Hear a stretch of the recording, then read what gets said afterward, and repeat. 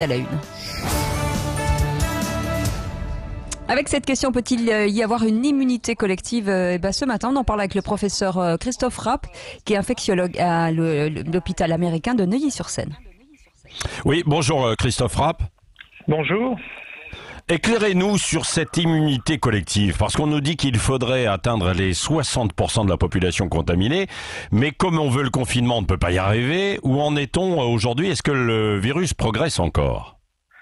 Alors le virus avec le confinement circule beaucoup moins. Les taux montrent que au départ une personne infectait plus de 3 ou 3,5 personnes. Aujourd'hui on est à moins de une personne, on est peut-être à 0,6, c'est-à-dire que effectivement il faut 6 personnes pour contaminer une personne, donc c'est mieux du fait du confinement. Ouais. Mais malheureusement les études de séroprévalence, quand on cherche les anticorps chez les Français, montrent que seuls 6 à 10% de la population a été infectée par le virus. De fait, on n'est pas du tout au niveau de l'immunité collective qui se situe aux alentours de 60-70%.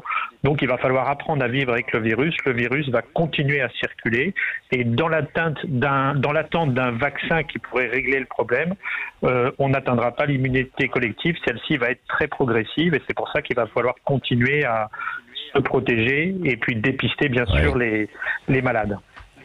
Oui. Alors l'indicateur là dont vous nous avez parlé, c'est le fameux R0, c'est ça Tout à fait. Voilà, c'est le taux de reproduction. C'est le nombre de patients infectés à partir d'un cas index. C'est vraiment le marqueur de la diffusion de l'épidémie. Il est en train d'être contrôlé par le confinement, mais il sera très surveillé quand on va déconfiner, bien sûr. Oui, c'est ça. Alors, il y a certaines régions qui sont plutôt épargnées. On était en Auvergne ce matin, on voyait que le virus épargnait un peu la région, l'Occitanie également. Est-ce que est-ce qu'il y a un risque que le virus circule beaucoup plus dans ces zones au moment du déconfinement, de la sortie progressive justement du confinement ?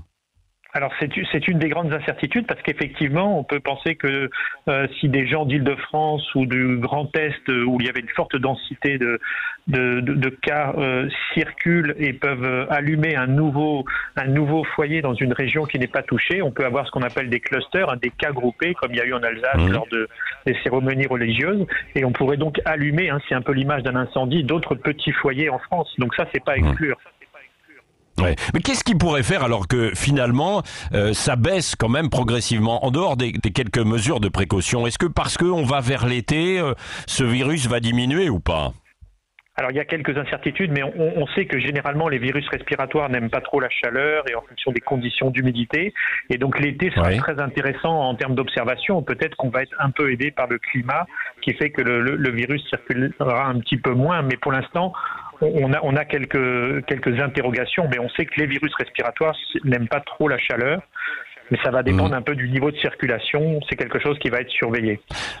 Oui, si on vous écoute et si on vous suit, professeur, on se dit que cet été, il ne faudra quasiment pas bouger non plus, tant qu'on n'a pas véritablement réussi à avoir de traitement et de vaccin. Alors effectivement, c'est bien pour ça qu'il y a une discussion sur les frontières, qu'on nous recommande peut-être de faire des vacances en France, et avec des mesures de précaution qui sont la distanciation sociale, le lavage des mains, les masques en situation de confinement dans les transports, etc. Il va y avoir effectivement un avant et un après. Il faut qu'on apprenne à vivre différemment avec le virus en fonction de son niveau de circulation. Oui, c'est ça. Alors, professeur, vous êtes infectiologue. On a beaucoup parlé, et on parle toujours beaucoup de grippe, de virus, mais il y a des médecins généralistes et beaucoup qui s'interrogent aujourd'hui et qui évoquent aussi des bactéries dans la flore intestinale, d'où les effets positifs d'antibiotiques. On en a parlé avec le professeur Raoult, avec son cocktail. Comment prendre ces informations ? Alors, il faut prendre ces informations avec prudence parce que le coronavirus, c'est un virus. L'objectif des antibiotiques, quand il y a une infection du poumon, une pneumonie, c'était d'éviter une surinfection parce que dans la grippe, on sait qu'il y a des surinfections avec le pneumocoque, avec l'hémophilus, avec le staphylocoque, et on est parti sur le même principe.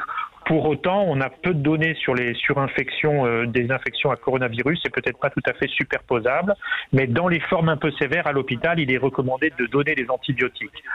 En ville, compte tenu de la médiatisation des données marseillaises et d'un certain nombre d'incertitudes, les collègues ont beaucoup prescrit, mais dans les formes peu sévères, il est fort probable que les antibiotiques n'aient aucun intérêt et que ce soit l'évolution favorable de la maladie. C'est d'ailleurs ce qui a été montré par l'étude marseillaise sans groupe témoin, c'est que, en fait, quand on prend des gens pas graves, ils vont, dans 90% des cas, guérir en moins d'une semaine.